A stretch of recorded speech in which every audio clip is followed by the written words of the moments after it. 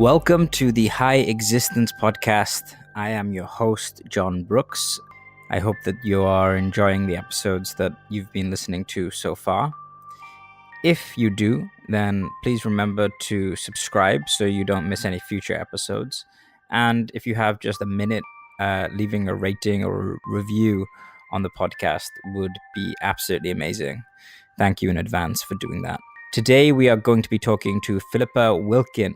Philippa is an amazing woman. I first met her on our first HighExistence retreat, Apotheosis, in Costa Rica. Philippa is a transformational breath expert, a coach, and an overall incredible facilitator on spiritual retreats. In this episode, we dive into what is transformational breath. I was at first skeptical, then I tried it and it blew my mind. We're going to be talking about how it works, how you can use it.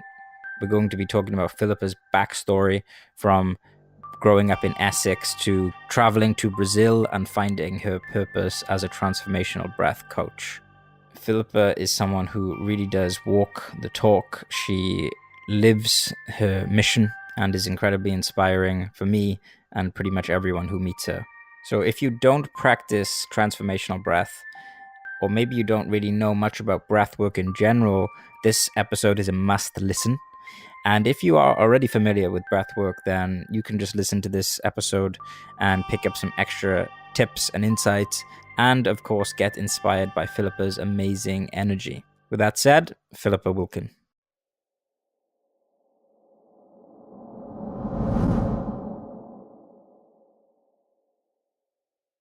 So I think we should just start with something quite general, and that is, how did you become involved with HighExistence, and how did you end up being a facilitator on our Apotheosis retreats? Well, where to start? That's a very good question, John.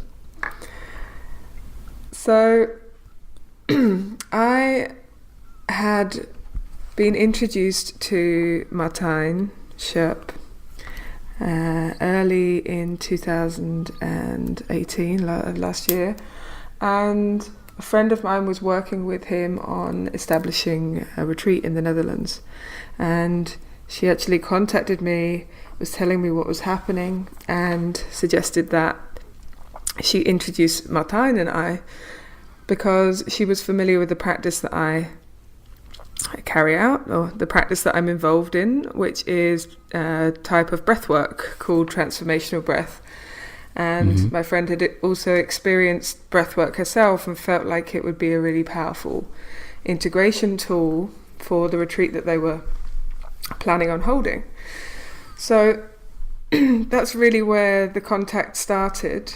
And I was invited to take part in the retreat in Holland in April of last year, which was really powerful and really very profound. And following on from that, I went home and I was doing, I guess, my integration practice, and I was meditating. And a number of times I had this vision of being in Costa Rica and sitting upon a platform above a tree canopy meditating. So this came up a few times in my meditation, and I knew that from meeting Martijn at the previous retreat, sharing some breath work, and generally really getting on well, that he was also doing a retreat in Costa Rica called Apotheosis, which piqued my interest, and I was like, okay.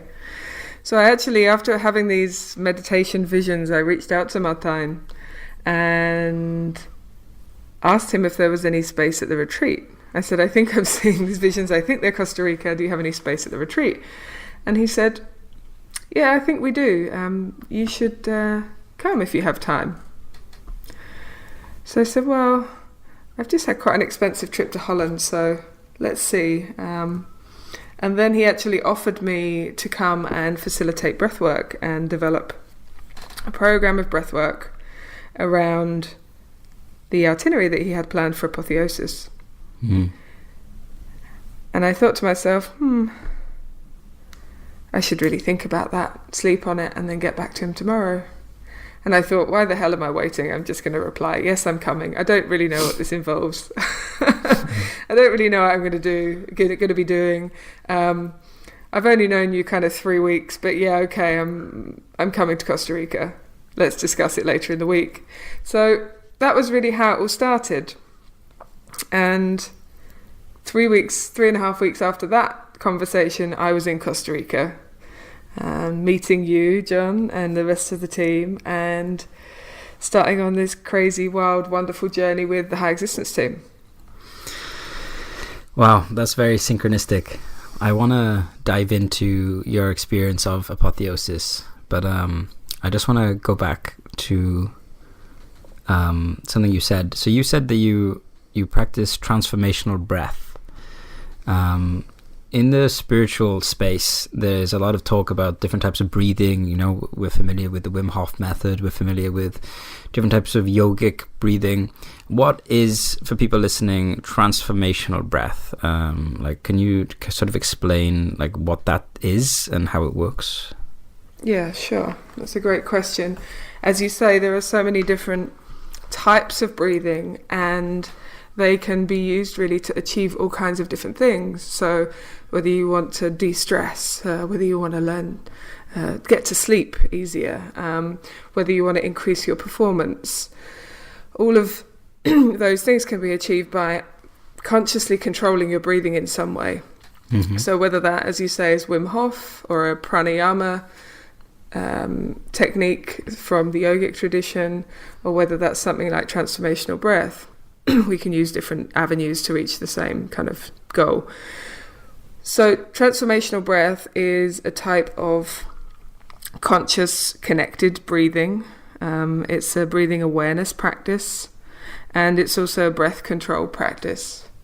So essentially we breathe in what I would describe as a rhythmic, constant way, where we don't pause in between the inhale and the exhale of a breath. So we continue breathing in one continuous loop, essentially. Mm-hmm. And what this does is it can help us to actually tap into altered states within the body and within our psyche. So we can actually use types of breath to almost induce a trance-like state. And this is one of those techniques, effectively. And when we are doing this type of breath work, we call it really the breath work. Transformational breath is a breath work of integration. And primarily that is emotional integration.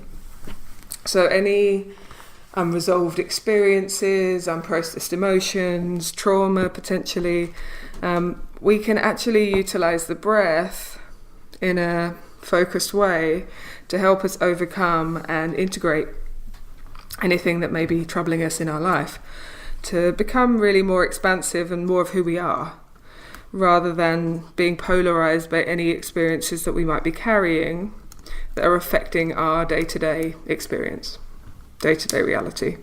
So it's a breathing technique using what we describe as a conscious connected breath. So we're controlling the breath. We also use some sound. So this is in the form of vocal expression. Sounds a bit like chanting. Mm-hmm. We also use some movement of the body, which looks a bit like a child having a tantrum, and a few other things in between. But working with intention is the most important thing. So during a ceremony, and that's often how we carry out this work, during a breathwork ceremony, we ask people to set an intention which will guide and help them navigate the session as such. Right. And typically, the transformational breath creates a sort of like an altered state in the participant, and it's used, as you said, primarily for the purpose of integration, emotional integration. What kind of experiences that people have when they do it. I'm going to share my own experience doing it soon, but I just wanted you to give me your take on, like, what is the primary sort of benefit or result that people get when they do this breath work? Does it apply, for example, to anyone with a problem? Like, is it like very like wide ranging in the amount of scope that it covers, or is it more specific? Great question. It can have so many different effects on people that it's difficult to quantify. And still, when people come back from during their session, and when we come back and share at the end, it still never ceases to amaze me what people do share. So the primary, I guess, areas that I'll just delve into a little bit would be, the first is like the physical. So some people can have really quite intense physical sensations, a sense of perhaps energy moving through the body, tingling, tingly fingers and toes, a feeling of lightness potentially, and also possibly some kind of pain. So I give the example, if you have a knee injury or something like that, maybe the energy will shift during the session, and you might feel an intensity of an injury or pain. And likewise, you could feel some kind of sensation that is not representative of any illness or problem, actually. So the way that I see it is, when we start to use our breath in a conscious way, we are getting the mind out of the way. So the body often is taking over and doing what it needs to do to heal itself. So when the mind is out of the way, the body can carry out its normal functions and release whatever is not serving it. So physically, we can have a range of sensations in that sense. Mentally, we can have like lots of peace and relaxation, almost like a state of meditation. We can have thoughts or memories that we've long since forgotten about pop up into our experience. We might have an emotion that comes back to visit, or an emotion that we experience, and that can be with or without a context, a memory, or a thought. Can be just a sensation in the body. And likewise, on the, I guess what we would describe as the spiritual level, people can have a very, very deep state of calm and peace. They might have an out-of-body experience, flying around the world or flying around the universe, or visiting a place that they haven't been for a long time. You name it, anything and everything is possible. And as I say, it never ceases to amaze me, and I love to hear the stories when people come back. So what you're describing sounds quite like an experience.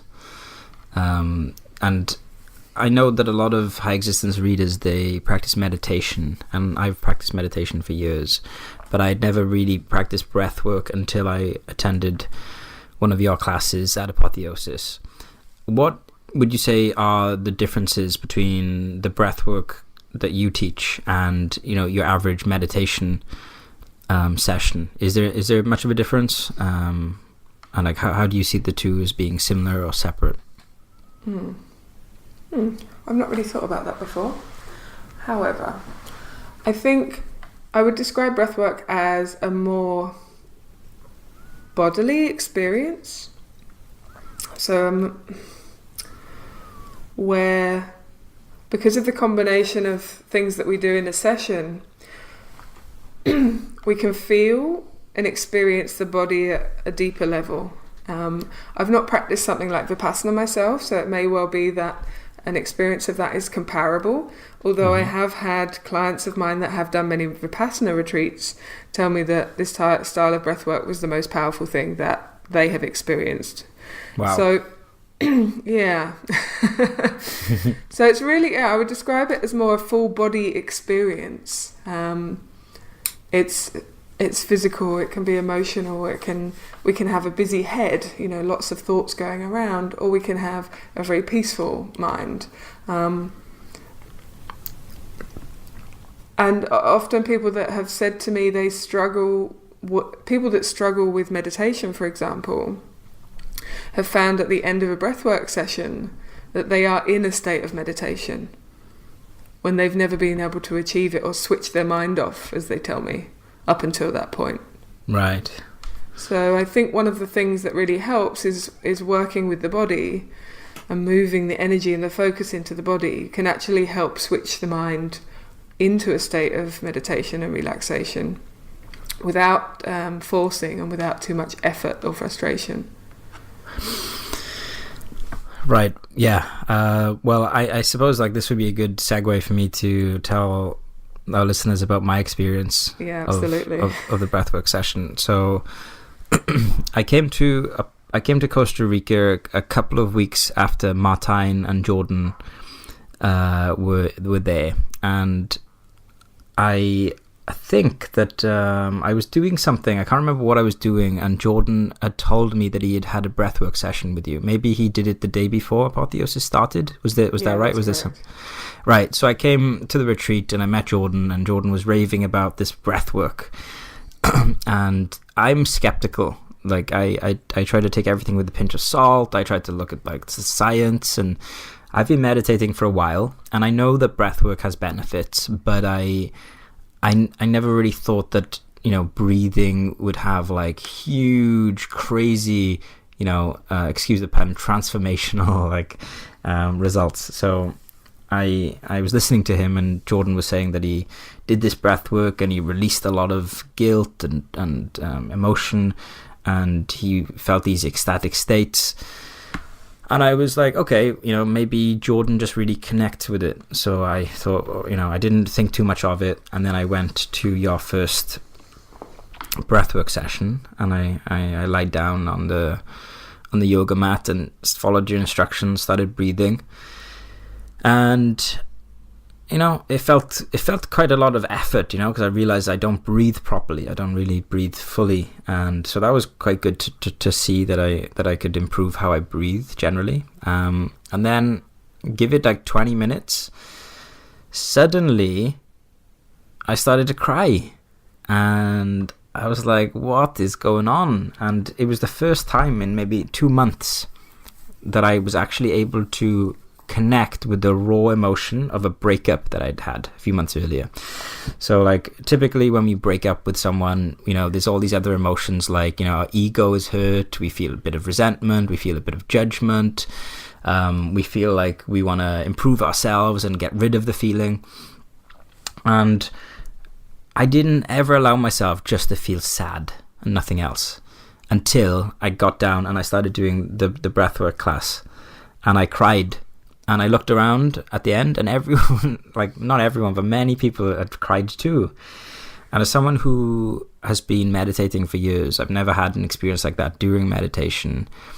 And I don't think you really need like that much science to see that whatever was going on during that session was very healing and therapeutic, because it allowed us to just reconnect with the feelings that are there, but we kind of cover up.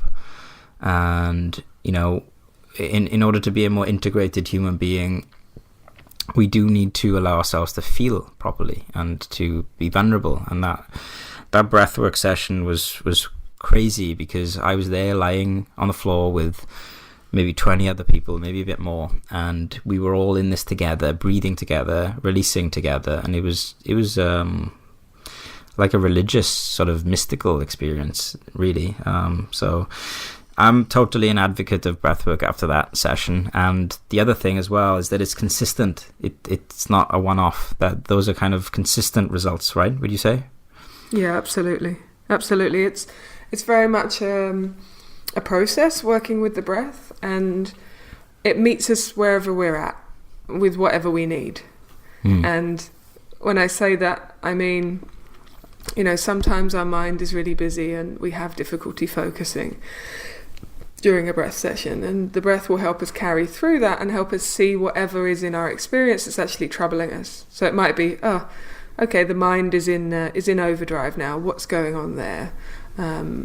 Or likewise, we might just be really tired, and we go to a breath session and maybe we get more energy, or it's really deeply relaxing and restorative. So it keeps going. It's something that we always have access to. Oxygen is free still, as far as I know, before governments and everything start taxing it or start putting some limitation on it. I heard they do ship fresh mountain air from Canada over to the Chinese cities. This is crazy, but true, apparently. Wow. But right? But yeah, it's a free resource that's at our disposal 24/7 that we can use ourselves to understand ourselves better and help us process some of the things that, as you say, get stuck in the body and get stuck in our experience, unresolved. Absolutely. And I have to ask, you are the first ever teacher of breathwork that I've ever met, and you're extremely skilled at it. And me and the other HighExistence team members, we see you as a true healer. But how did you get into it? Because it's not a typical path that people. I know you're from. Are you from London originally? I'm from Essex. Yes, from Essex. It's not probably the typical path that people from Essex follow, right? So, how did you end up getting into breathwork? It's not the typical path that people from Essex follow. Absolutely not. So I guess I'll start with a while back. When I was studying, I didn't really ever know what I wanted to do. That question of what do you want to be when you grow up was never really easy for me to answer. When I was a child, I did think, well, it would be quite cool to be an astronaut, but not many people end up in that position, and I didn't really have the drive or determination to follow that through. So I ended up studying a few weird and wonderful things for a while, one being aerospace engineering and then astrophysics, before actually getting a job in London. And that was more because I didn't really care what degree I did. I just thought that the thing to do to be successful, in inverted commas, in society's terms, was to get a job, in the city, in the big smoke, for a decent company, earning good money. So I fell into a job actually as an insurance broker through a contact of my parents, and seemed to do pretty well at it, and I was earning money. And so I just continued on that path, and I got headhunted for a different job and onto the underwriting side. So I started underwriting professional negligence insurance for those of you out there that know what that is. Very, very exciting world of insurance. But I was, in my 20s, and I was earning good money, and I was doing what I thought was expected of me. And up until I was doing that up until 2000 and the end of 2014. So I spent 12 years in the insurance industry. But about 8 or 9 years ago, my seemingly perfect, innocuous life seemed to collapse into a pile of rubble, and a long-term relationship ended, and a best friend was diagnosed with cancer, and I was also doing my professional exams.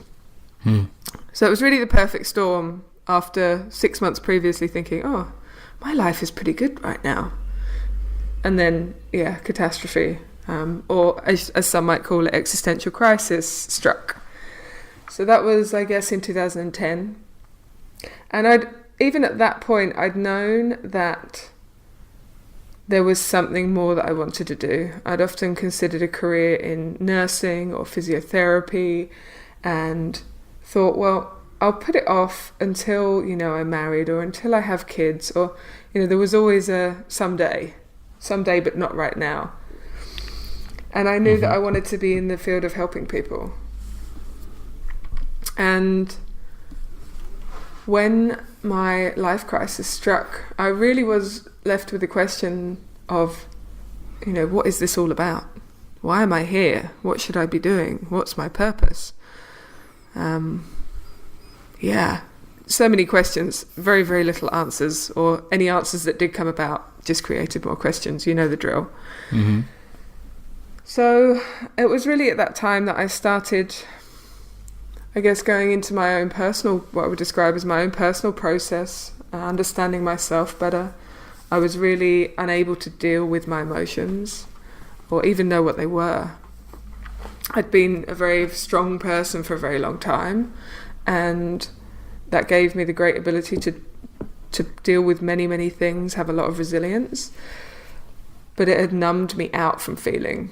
And really understanding that was important was a big shift for me. And I started, a couple of years after that, during that process actually, I started yoga and I started meditation. And that was mainly actually to quieten my crazy mind, which was doing loops at the time. Mm-hmm. I was thrown into this kind of chaotic process.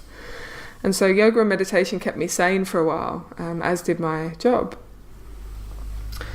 And as I went more down that path, I started investigating different modalities.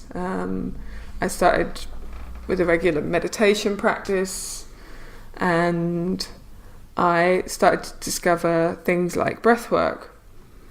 So 2013, I'd been headhunted for a couple of different jobs in the meantime, since this change was upon me, and moved with the view really of, I'll see how these go, and if I don't like them, then I'm going to move on. Maybe insurance isn't for me anymore. So I had some really good opportunities. I took those jobs, and the last one had a really amazing job for a big American insurance company with my ideal team, getting paid very well, with all the resources that I needed, quite a high-profile job in the industry, really. Certainly for my age that I was. And I think I'd been there about 6 months, and I decided that I would finally get this trip to Brazil that I had intended to do for a while. And so my friend and I, we went to Rio de Janeiro during Carnival in February, I think, 2013. Mm-hmm. It was going to be her 30th birthday. And I'd always wanted to go to Brazil. It'd been on my bucket list for a long, long time. And the previous summer when I travelled South America, I didn't get there, so it was pressing. And that trip was fabulous. It was a really amazing trip. It was a beautiful time. We had lots of fun, met lots of amazing people. And I came back to the UK, and there was a part of me that said, you need to move to Brazil. It's like, right. Because that makes a whole heap of sense, right? I need to move to Brazil, so I need to quit my nice cushy corporate life and move to another side of the world, a place that I've only been once, where I don't speak the language. It's really hot. It's culturally so different. It made no sense. But there was a part of me that knew I needed to listen to that voice.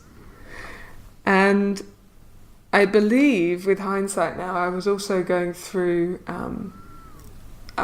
some of your readers may be familiar, with a Kundalini awakening. So it's activation of life force energy within the body. So it was quite an expansive time. So I had this thought, I need to move to Brazil. And even before that happened, actually, I'd had a couple of expansive experiences, I would say transcendent experiences in meditation. Being totally connected to everything. That was actually a metta bhavana, loving kindness practice that I was actually doing. Right. Just down there was a yurt in the church next to my office in the middle of central London. So I had this transcendental experience. This is even before I found breathwork. And 20 minutes later, I was back in the office. After having been connected with the whole universe, now I'm back sat at my desk with my team. So these kind of things were happening sporadically and randomly, and no control of mine, and no real desire to achieve them either. It was just, I was just being with whatever was happening, and seeking these different modalities out. Another one that I tried was a practice called Reiki Tumo, where I had a similar experience. And anyway, I backtracked. So I had this message, in a sense. My intuition was saying, you need to move to Brazil. And I thought, God, really? But part of me knew that if not now, when? If I don't make a change now, when am I going to do it? And I got to the point where staying in the same place was now more painful than actually taking the risk to try something new. So I guess the price of entry had been reduced. I didn't see it quite as such a challenge. I'd managed to be pretty astute in saving money. I had savings from my job, etc. That if I quit my job, it wasn't going to be such a terrible thing.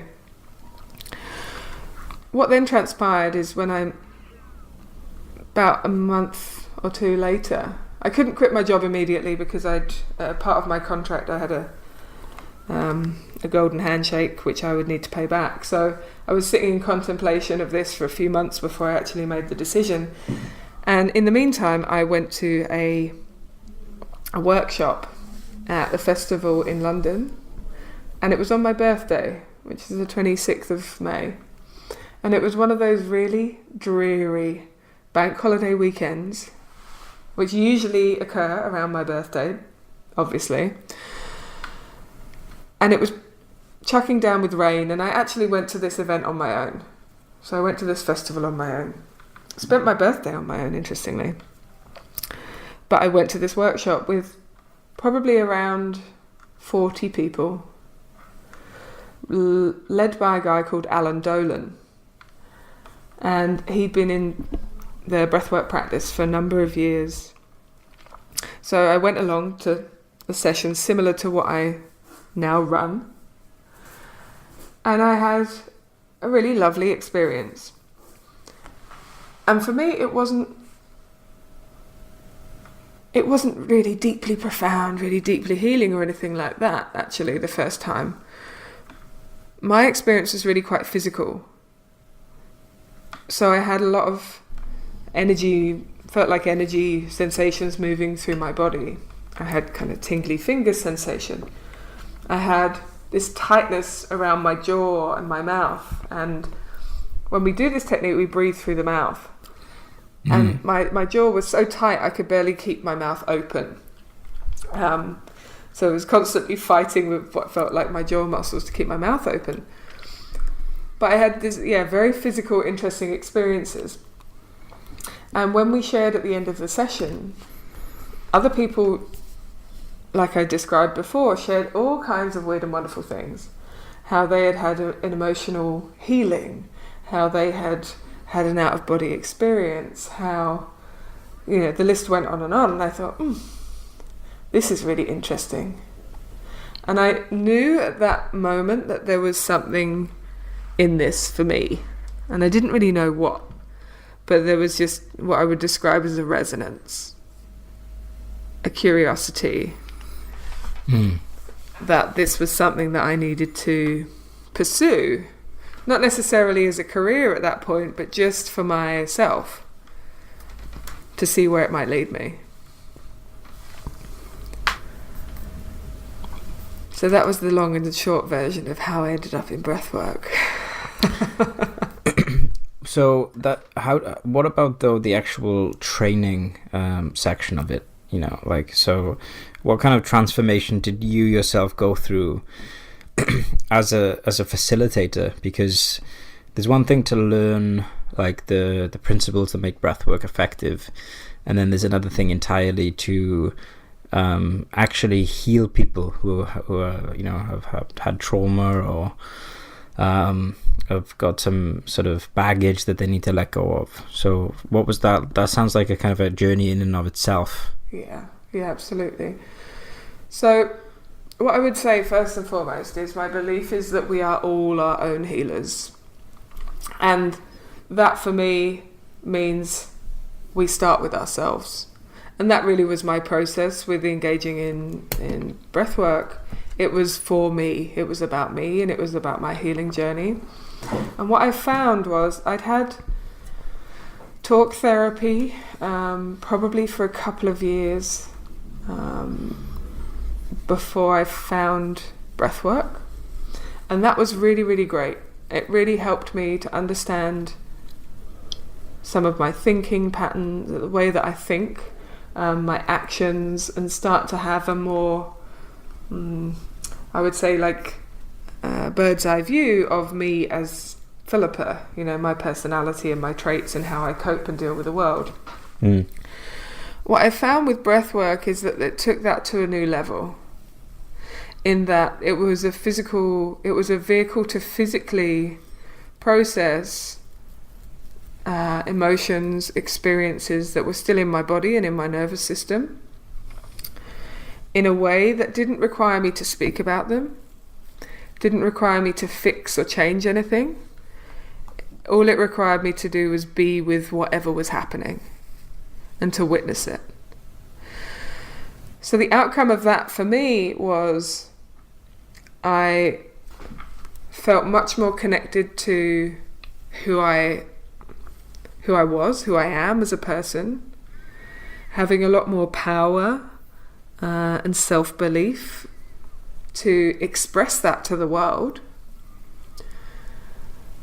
and really let go of a lot of things that were holding me back, whether it was my self-judgment, my expectations, or what I believed others thought I should do. When I said my job previously that I went into was based on the fact that, well, I think this is what a successful career looks like. I'd lived a lot of my life, I think, based on other people's expectations, what they thought was either a measure of success, or what, maybe they would have liked to have done for themselves. And it wasn't really true to me. So breathwork really gave me the avenue to come back to myself, to tap in and really understand what I want and what I need, and be able to navigate with the outside world with that in mind as well. Stop hiding, essentially. Right. And you talked a little bit about some of your belief that everyone is their own healer. How would you say that your approach to growth and self-development is different from maybe the mainstream? What other kind of core principles do you follow when you work with people? That's a good question. How is it different?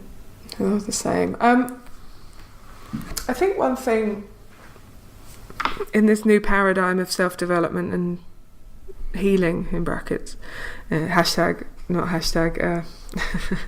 exclamation marks. I don't even know what I'm talking about now. But healing and personal development, there can be a lot of focus on doing. Create these goals, smash these goals, tear this down, build that up. And what I find in my own personal process, it's a lot gentler, and at times it can be slower, but it can also be deeper. And what I mean by that is the breath will support you to go at your own pace with your own personal development or personal evolution, or however you want to see it. My work as a facilitator, and I use that word in the context that I help facilitate something for somebody else. If I start calling myself a healer in some of the contexts that are out there, for me that can disempower people in their own lives and on their own journey, because it would then imply that actually I can't do this thing on my own. I need to have somebody to support me or to help me or to do it for me. And I think the problem with that is that it plays into the types of societal structures that we've built in terms of nanny state and people already having their power taken away. My feeling is that actually to raise our level of consciousness, to take responsibility for the way that we show up in the world and to help ourselves and the human race, I guess, heal, is that we all need to take our own personal responsibility for our own journey. And that's why I refer to myself as a facilitator, because I can help you get somewhere and I've got all the tools in the box to be able to do that. But ultimately, I can't make you go somewhere that you don't want to go. I can't get you an outcome that you don't actually want or that you're not connected with. And that's the difference for me. It's like the motivation of somebody that comes, whether for a breathwork session, for a retreat or whatever, they're stepping into their own sovereignty, as far as I see it. You know, we are all sovereign beings. And when we realize that, it can be a bit overwhelming, right? It can be a bit scary. It can be a recognition that maybe we've not been doing our best by our own standards or for ourselves up until that point. And taking responsibility for ourselves is quite an involved process, one that many people aren't prepared to take on. So, yeah, I guess that's, I don't know whether that sums up my philosophy or not, but one of the other things that I work with strongly is, or often, is mirror theory. And how I would describe that is the opportunity to use the world and the experiences in the world as a mirror. So if there's something that we disagree with or we don't like, that's challenging, often, and most of the time, 99% of the time, whatever is happening that is causing an emotional reaction within us is actually a projection from our own psyche. It's a projection of our own beliefs, conditioning, and it's indicating to us that there's a problem in the system. And it's also potentially indicating it to us that we have unresolved emotional charge in our system, whether physically, mentally, whether we're holding on to the past, whether we're holding on to an old hurt, whether we haven't had a conversation that we need to have. And like, so where did you get a lot of these ideas from? Like, I know the high existence readers love books and love consuming information. Are there any go-to books that have influenced you in this way of thinking about the world and about growth? Any teachers that you were inspired by? Yes, indeed. I can't think of them all, but certainly one of the things that was really impactful for me when I was just starting on this switch of journey to go and live in Brazil, which I did, was an Alan Watts video. I do really like Alan Watts. It was an Alan Watts video, and it was called, I think, All Retch and No Vomit. And it really summed up in 2 or 3 minutes what I felt my life had become up until that point. So yeah, I'm an avid fan of Alan Watts. I do like some of Osho's books, despite the fact that he might have there might be some questions about some of his practices. I think a lot of his teachings are very relevant. Mm-hmm. One really big impact for me was a book by somebody called Michael Brown, and it's called The Presence Process. Presence as in to be present. And this has really informed a lot of my work about working with resolving emotion. This is a process that you can actually do by yourself. It's actually a breathing exercise and a 10-week self-guided process, similar in a way to Vipassana. where we get guided to sit with whatever experience or emotion is coming up. And I've done this process now probably 4 times over the last 4 years, 3 or 4 years or so. And it's very profound, and a lot of my clients have worked with it and have found the same thing. Very good for resolving old patterns, understanding where these patterns come from. And the key of it is really just to be present in whatever is. And actually, just by that process, we allow experiences to resolve themselves. So the resistance, the pushing away, tends to be what keeps us trapped. Like in the process of the breathwork itself or breathing, our response to difficult or challenging situations is often to hold our breath, which then stops the emotion. It stops it in its tracks, really. So that was really powerful for me. I guess I've quite a varied and more experiential path that I've chosen to go down, from a yoga and meditation perspective. The 4 Agreements book, which I'm sure everybody will be familiar with, or the majority of people will be familiar with, is very, very profound for me. I also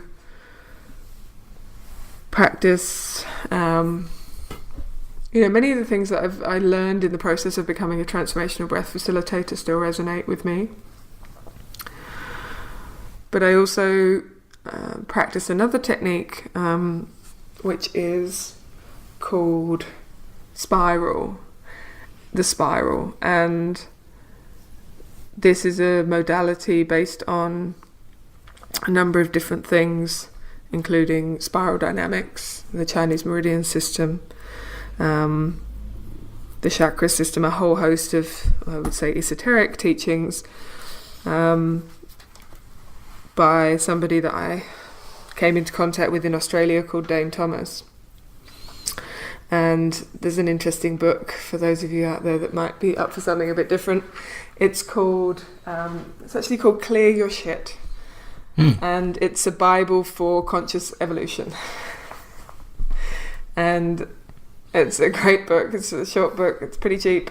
But it teaches you a kinesiology-based emotional clearing tool that you can use at home. And I've worked with him this year, over the last 2 years, in fact. And that's deepening my own practice. So, I tend to find that I think there's the proverbial saying, when the student is ready, the teacher will appear. That's a good one.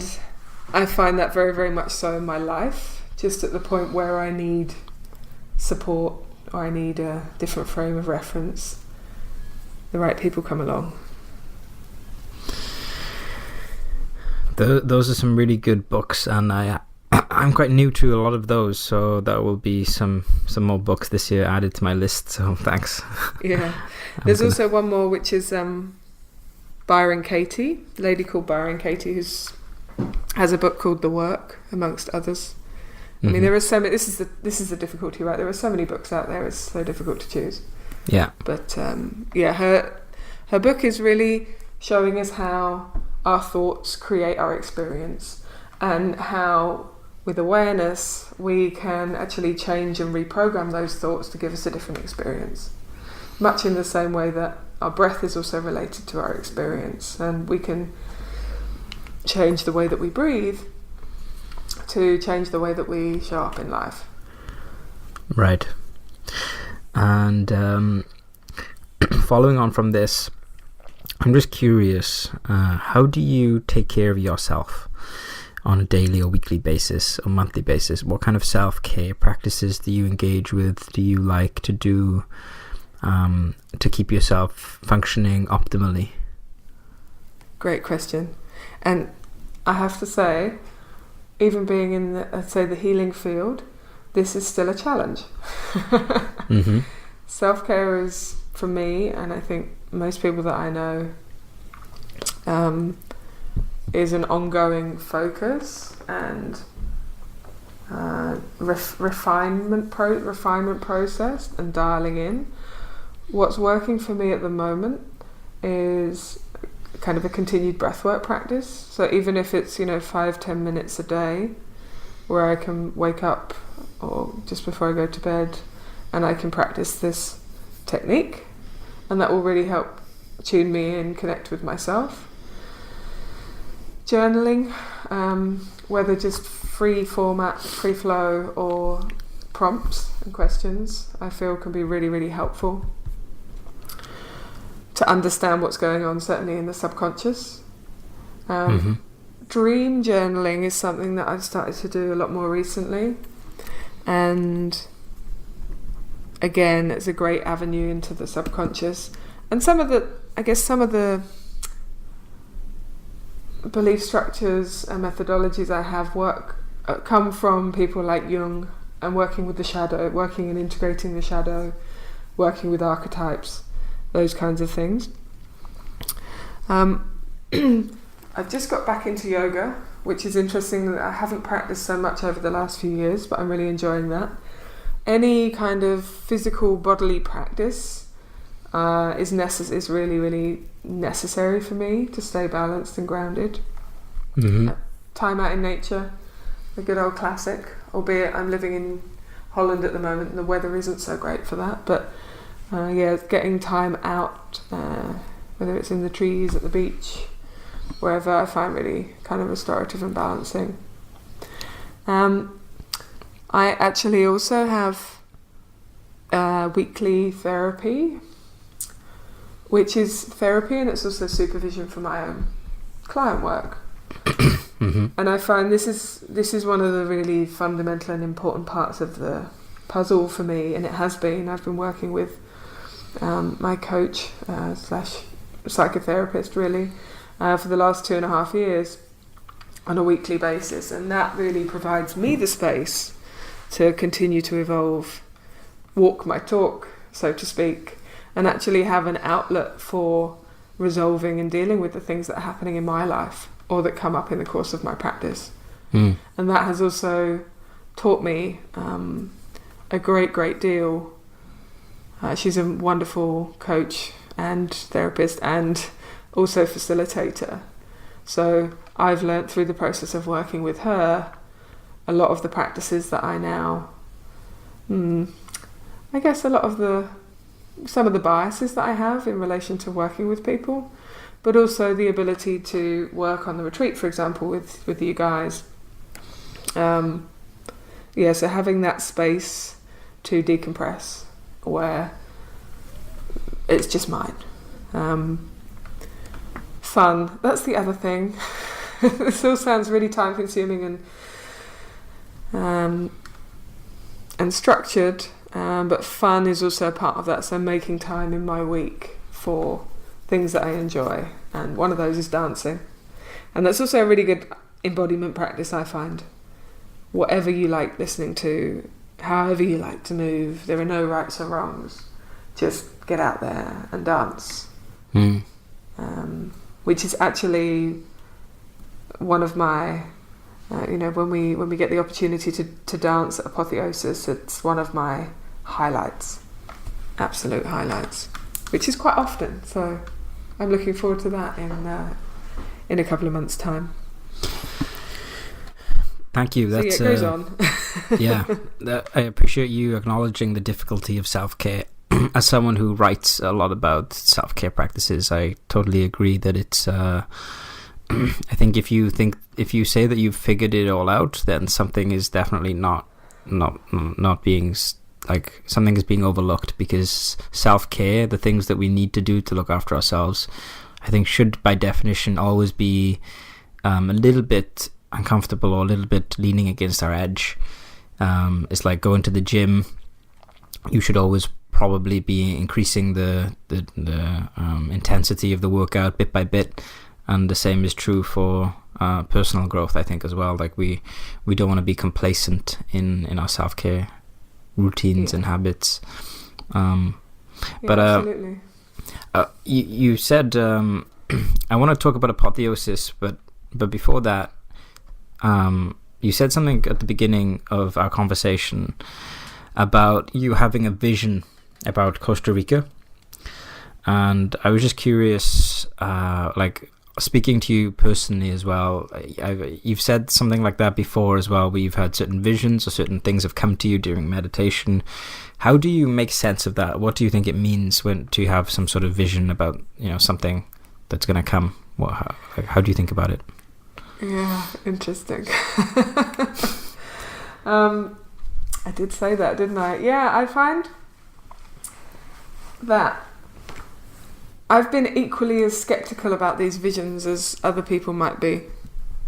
And I think part of that is almost being desensitized to my intuition over time.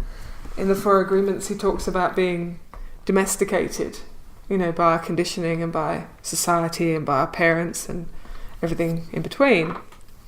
And that causes us to disconnect from the true nature of what we are, really, and our instincts and our senses. And for me, part of that is intuition. So this has been learning to trust and unravel and interpret my intuition has been a process. And it's an ongoing process. And what tends to happen is the more you trust it and the more you follow it, you develop, it's a virtuous circle. So you then learn to trust it and develop it more. One of the interesting, even before Costa Rica, I was having insights. Some of those were in breathwork, some of them were in meditation. And I was like, that's interesting. And some of them I would say to myself, yes, that's not going to happen. Like, that's a really bad idea. Thank you, intuition, I hear you. Or spirit, or source, or whoever, or crazy mind. However you want to frame it. Thanks, but no thanks. But the first time that this happened in a substantial way was when I was living in Brazil. And just to kind of fill in the gaps between Brazil and now, in a sense, I started my own journey with breathwork. And at the same time, later that year, I did actually quit my job. Mm-hmm. And I spent some time in Brazil. I also spent some time in the US doing my training. And one of the reasons that I was in Brazil, as it transpired with hindsight, was about undoing my Western conditioning. I was living in Rio de Janeiro, and for those of you that have been there, it's a pretty wild, exotic and exciting place. And it's very, very much the other side of the spectrum, the other end of the spectrum to living in the UK. Being quite reserved and quite unemotional and quite stoic, so to speak. Mm-hmm. And the people it can be quite cold, or certainly not forthcoming, a bit more withdrawn. Whereas you go to Brazil and everything is big and colourful and bright, and people can be quite emotional and they can be very expressive, and there's music and there's dancing and there are all these things. So what I realised in that process was that being so reserved and stifled was also had affected my intuition and my ability to tune into myself. So once I started living in Brazil, once I was going more with the flow, so to speak, following these instincts, going along with them, seeing where they ended up, I was becoming more practiced and I was becoming more confident in my ability to trust and know what I wanted. Mm-hmm. One of the visions that I had was in 2015, I think, when I was doing the last part of my training. And what came to me was about running an event in Brazil. In fact, organising the first seminar event, which is a 6-day breathwork intensive. The first one in South America, and organising it in Brazil. I think this came to me, if I remember correctly, in a breathwork session. And I was like, oh wow, that's interesting. And I often go through a process of writing down things that come to me, whether it's in meditation or just in moments. Yeah. And I was like, oh, that's interesting. And it wouldn't go away after this. It wouldn't go away. I was like, oh, geez, I better look into this. So I started, speaking to one of my mentors and one of my teachers about this idea, and they were like, well, yeah, let's make it happen. And I was like, I kept pushing it away. And eventually it wouldn't go away anymore, so I figured I'd better start investigating what this might mean. And that led me one step, after the other, to, in December 16, running a fully fledged 6-day seminar in Brazil, just outside Rio, with one of my teachers for 13 people. Mm-hmm. I had, I think, 7 staff that came out to support me, many of them from England, because there's no Transformational Breath Foundation in the in Brazil, sorry. So this was the start of it. And so that vision, that idea, that was just a pinprick of an idea that kind of floated into my awareness, then became a real thing.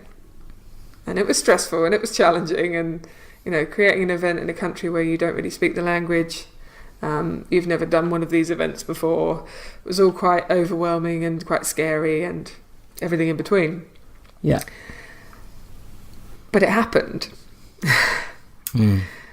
And I feel like that was my thing to deliver to the world at that point in time. And if it wasn't me, it might have been somebody else. But I find with these intuitions or visions, it's like pulling a thread, of a blanket or a jumper or something. You start pulling the thread and the thing unravels, and you don't really quite know where it's going to go. But you kind of keep pulling. And you might get to a dead end. But you might also find yourself at a crossroads where there's an even bigger thread, and it takes you somewhere else. So I think Bill Gates said you can't join the dots together in hindsight. Looking forward, you can only do it in hindsight. And I find that's the case with intuition. The more dots you follow, your path expands and continues and grows. And sometimes the things only make sense looking back. Like knowing that I needed to go and live in Brazil, when the majority of the reaction, to be fair, in my office was, oh wow, the initial reaction from my bosses, oh really? I don't want you to leave. And then in the next breath he was like, but good for you. I would love to do something like that. So then they started offering me a job in Brazil, and I didn't want to stay in the insurance industry. But the point being is that if I hadn't have followed my intuition to leave, despite all the risks, I wouldn't be where I am now, doing what I'm doing now. And, working with you guys on Apotheosis and all of this weird, wonderful, crazy craziness that has come into my life in the last few years from following these threads. So I'm very, very grateful that my intuition seemed to be pretty accurate and pretty in line now. You have a superhuman level of intuition, basically. I think that's clear, because those visions are, they're pretty incredible and profound. And that also leads us back to Apotheosis, which we haven't covered that much. But I just wanted to get your overall view of Apotheosis. How was it for you the first time we went to Apotheosis in Costa Rica? How did you interpret the experience? So for me personally, before I went, I was super excited. I was the most excited I think I'd been for a very, very long time. And I didn't know why. I knew it was going to be epic. I just had this sense, the intuition thing, right? Mm-hmm. I knew I needed to go from the moment that Martin offered me to come. And as it transpired, he shared with me that the other female facilitator that he'd had lined up dropped out the same day that I contacted him. There's a synchronicity for you. And that something was going to unfold. And I had no idea what it was going to be. Mm. I don't think any of us did, right? No one did. I mean, this was the first retreat, and this was the first high existence retreat, and it was all planned out, but nobody really knew, until we went and did it, what was going to happen. And so I was filled with a lot of anticipation and excitement, and to go to a new country that, despite having done a lot of travel, I haven't been to. So that was also on my list of why I was excited. And then I arrived, and getting there, the retreat centre, as you know, was pretty damn remote, and a little plane with kind of 10 people, and into this little landing strip in the middle of the jungle down at the south of Costa Rica, and then travelling an hour and a bit or so in a jeep and an unmade road to get to the retreat centre, right? Yeah. A couple of k's from the most amazing national park, and all of this abundant, verdant nature. It was quite I don't even know what word I would use to describe it, but awe-inspiring. And that was before the retreat had even started. Just that process of getting there. So I didn't really know what to expect. And that's how I like to live my life quite often, is being open for the possibility that something amazing may or will happen, but not knowing exactly how it's going to transpire. I guess being ready to respond to life. So, meeting the rest of the team, I already knew Martijn, but meeting Jordan and Adam was wonderful. And as you said, we actually did a breathwork session before the participants arrived, and Adam and Jordan hadn't done a session before, and that was really, really deep and profound healing session. And it really paved the way, I think, for the way that the rest of the retreat went. And when everybody arrived, it was like this really exciting, don't know what's coming next moment of the guests arriving, and people from all corners of the world, all, race, religions. It really was just such a mix of abundance and fantastic people that really blew me away. And that in combination with the setting was almost like a kind of fantasy land, really. It was like, is this real? Like knocking on wood to check, like, is this real? So it was, I would say it's been one of the pinnacles of my career to date. From a personal perspective of recognizing that I can do the work that I'm really passionate about and that I love, and that I can support people in their own processes and hold space. And I can also be in these amazing places with these amazing team of, you guys, working with you guys, to really bring a profound shift in human consciousness and the way that we live and the way that we communicate and interact and the way that we perceive each other and nature and this world that we live on. And that was just so unexpected for me. It was so unexpected for me, and I was just full of so much gratitude to have that opportunity and to be there. And miracles, recognizing and understanding and actually experiencing the miracle that is life, and the miracles that are possible for us, each and every one of us, to create in our life, in our experience.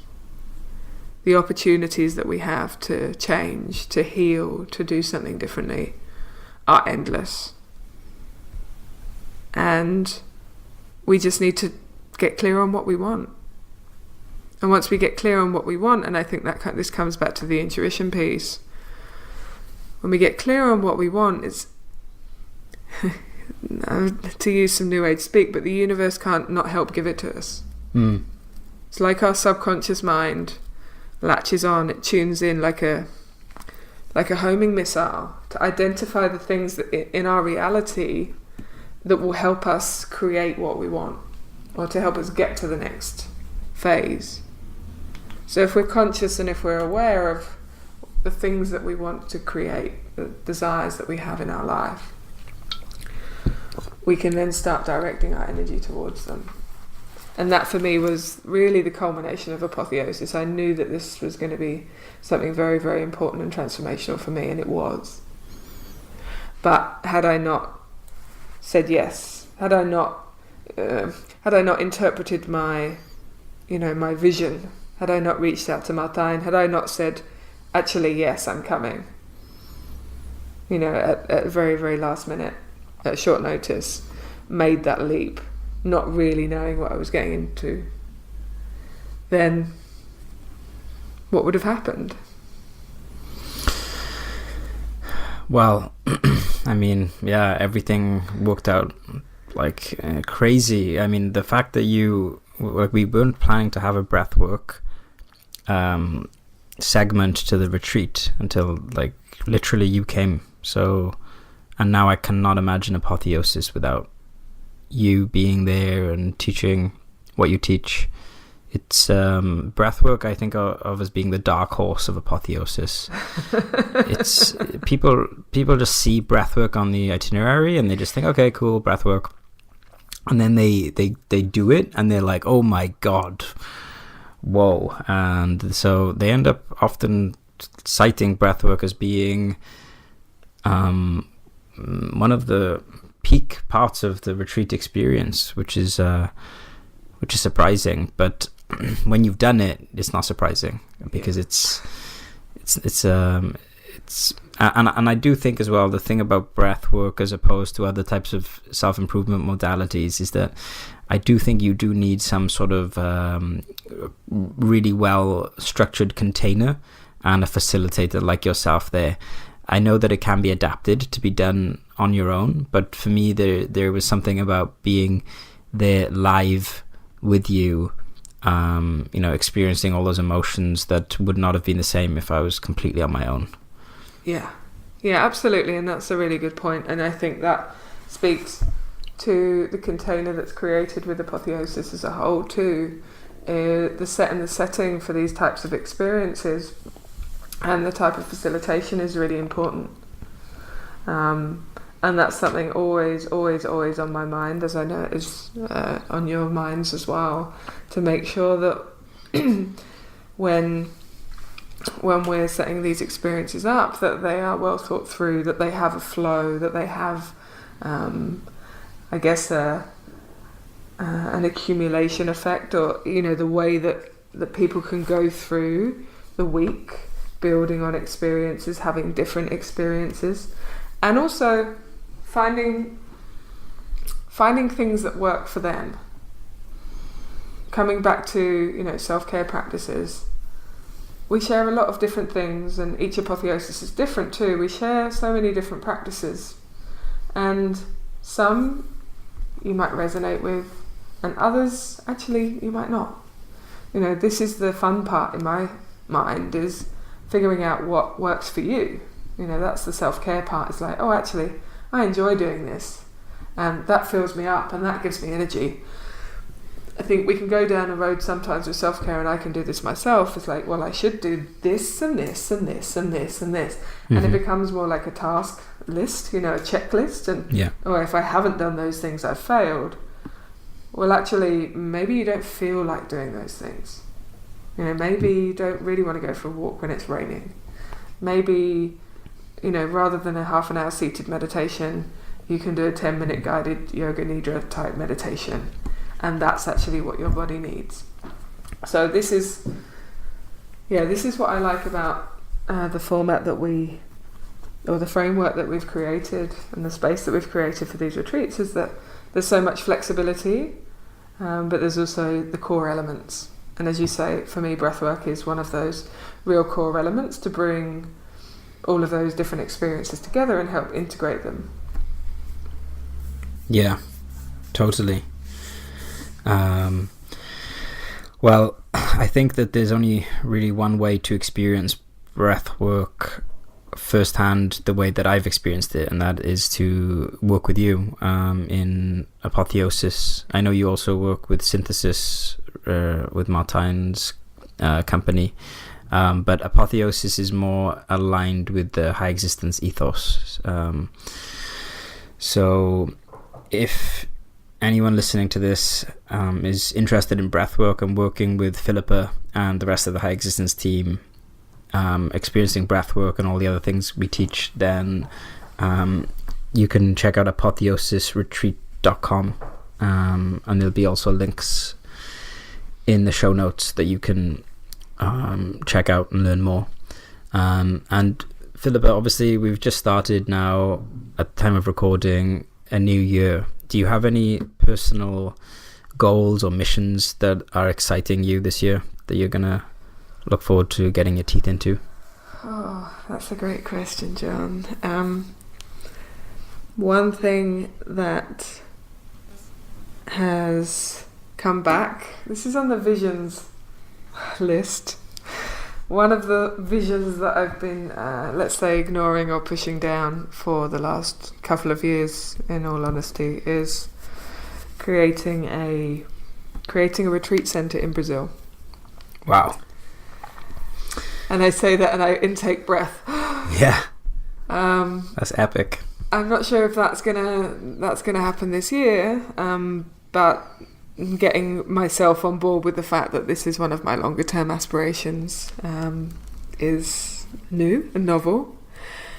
So that also 2019 for me, I think, is about consistency.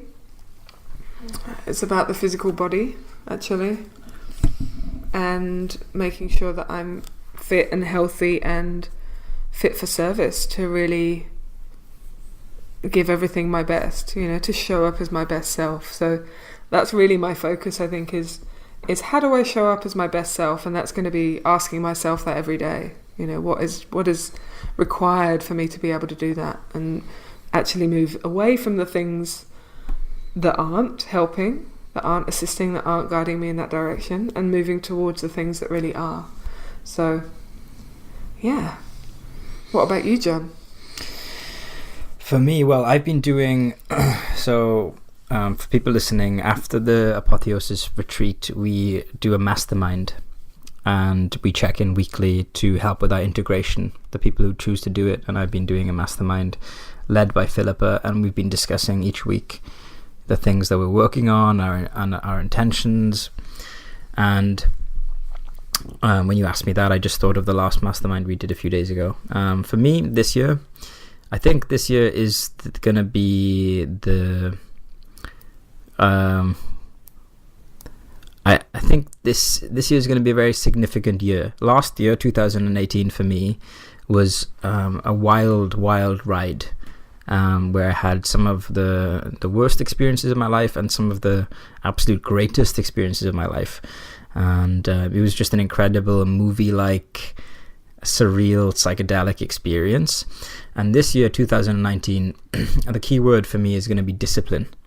Discipline to do the right thing, discipline to take care of myself, discipline to read the right books, discipline to train in the way that I want to train, discipline to work on the projects that I want to work on, discipline to be the person that I want to be. So I'm getting organized, and I want to really feel like by the end of 2019 that I've achieved the things that I've set out to achieve. So there's nothing too crazy for me, or too epic right now that's come to mind, but it's getting everything organized and set up right so that I can function as well as I can. And I want to stop doing the things that I know I shouldn't be doing, and just be more focused and disciplined and use my time more effectively. But I typically say that every year. But this year I really feel like the 2018 for me with the 2 Apotheosis retreats and meeting you and Adam and spending time with like really high I don't know how to describe it, like people who I consider to be like awake and conscious. It's inspiring, and 2019 is going to be the year that I get that much closer to my potential. And I'm 29 now, so it's cool because I'm going to be 30 in a year, and yeah, I'm excited. So that's where I'm at. Fantastic. You've just got one more year, and then, you know, by the time you're 30, you'll be self-actualized, John. Yes, so I've got a lot of work to do, but I am going to be totally self-actualized in 12 months. Fabulous. So this has been like a really great conversation. Where can people learn more about you if they just want to find out, you know, what you're up to and want to connect with you? So my brand, I guess, is called Breathworks. So the theory being that it does what it says on the tin, you know, breath does the work. So my website is www.breathworks with an S .co. So you can find me over there, hit contact, send me a message. I'm also on Instagram as breath_works with an S. So those are the main places. I'm on Facebook as well as Breathworks. Or awesome. You can find me as Philippa Wilkin. And also, if you want to get in touch with the High Existence team, they can put you to me too. Yes, and so I'm going to link to everything that you've just mentioned in the article that comes with this podcast. And just for people who are listening, we will be doing soon, as a little taster, some coaching services available for people who do want to work one-on-one with the Apotheosis facilitators. The response so far has been really, really amazing on the retreat, and we feel like it's the time now to start offering that on the site too. But it's going to be done in a very low-key way. So if you are listening to this and Philippa's story resonates with you at all, then you can also feel free to message us at HighExistence. You can message us at team@highexistence.com, and yeah, we can give you more details on that. So yeah, amazing. Thank you for your time, Philippa. It's been really great learning more about you and getting to know you better. And you've given me some good inspiration for the week ahead. Thank you.